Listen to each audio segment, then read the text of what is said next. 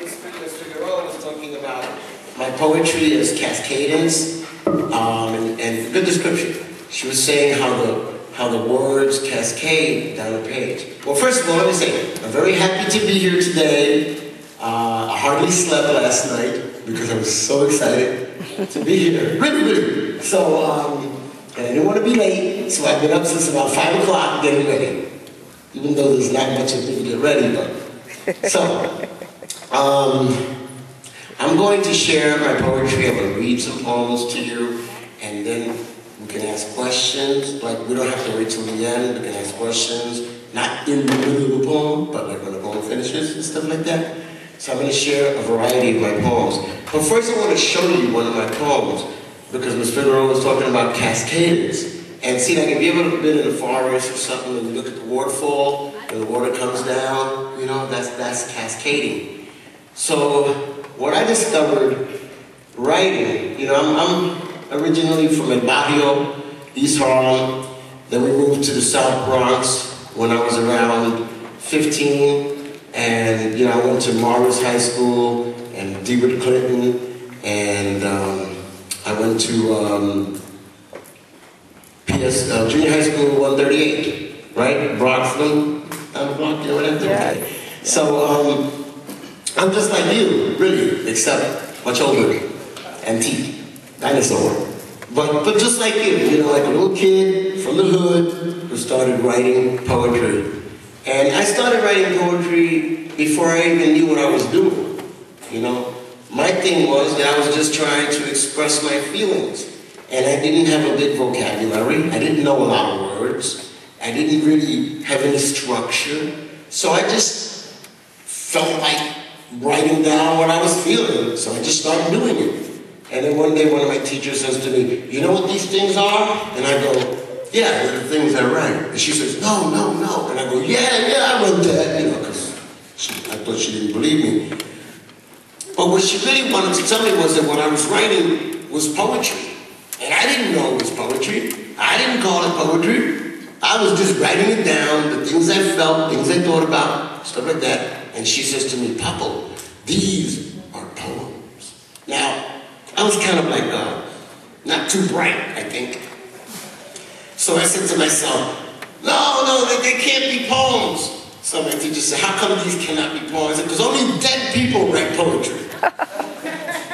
And she said, no, dead people don't do nothing. And I said, no, but every time you hear a poet, he's dead. So dead people write poetry. And she said, no. They wrote them poems when they were alive. Of course they did, right? But I didn't know that. They wrote them poems when they were alive. And the power of the poetry is so great that the poem still exists while the poet does not. Oh, okay, cool. So this is a way to immortality. You know, there's a lot of ways to get to immortality or to live beyond your life. And writing poetry is one of them. So let me show you one of my poems.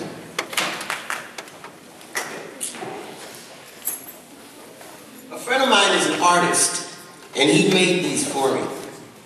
And what he did was he took one of my poems, this one, which I'm going to share with you later. You see? Give it to me. And he put images around the poem. You see? And so what's interesting here is that the images, the poem is not going around the images. The images are going around the poem. So this is the way the poem really looks. See? So this is what I call Cascadence. And I'll start off by reading this to you, okay? But I don't want to read from here because it's kind of hard to read from here.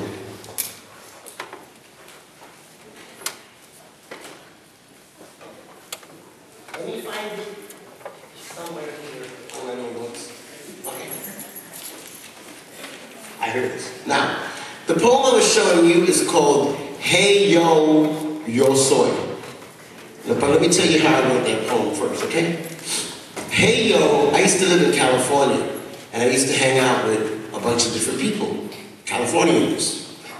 I used to hang out with African Americans, with Mexicans, with a few Puerto Ricans and Native Americans, what we call Indians. And when I hung out with the Native Americans, they took me up to the reservation, which they call the land. And I hung out with them.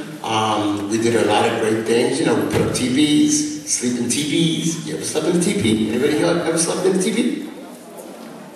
No? It's really good. Really good. First of all, a teepee is very big. They're not small. A teepee is like somebody's house. And it's big. And the floor is dirt, right? And every time I've slept in a teepee, I always dream about my childhood in black and white. I had a dream of my father walking down the streets. You know, my father passed away when I was a little kid. Walking down the street in black and white inside this teepee. So I like sleeping in teepees. Anyway, the Native Americans do a lot of praying. And you've heard their prayers, their chants. So this poem is called Hey Yo, Yo Soy. And it's going to be different from anything you've heard. So however you react to my poetry is okay. Okay?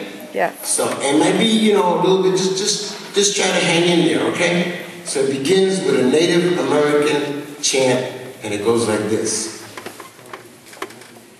Hey yo, yo, yo. Hey yo, yo, yo, yo, yo, yo, yo, yo. Hey yo, yo, yo, yo, yo, yo, yo, yo. Hey yo. Yo soy puertorriqueño, bro. That's right, they say. That's what I say, jefe. Que I too am puro puto único, unico, ese. Just like you, just like you. Que I am me, que I am you, as you and me. Que hey yo, yo, yo. Yo soy puertorriqueño, bro. Que it is a we thing. It is an I-C thing.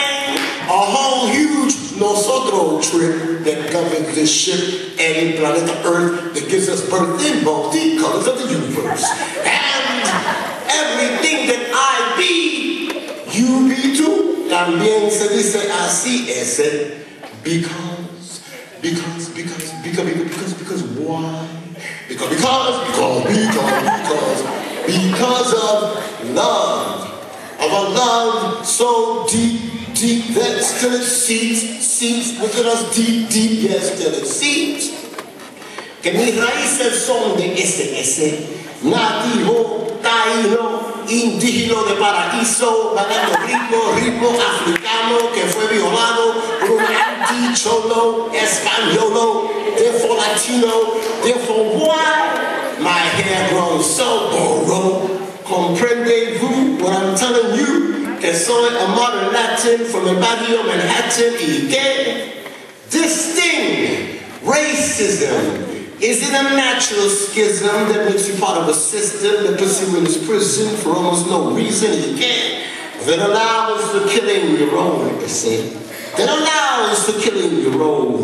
This is the season for a good reason to show cause for what cause you would kill your own brother and say, hey, ese ahí,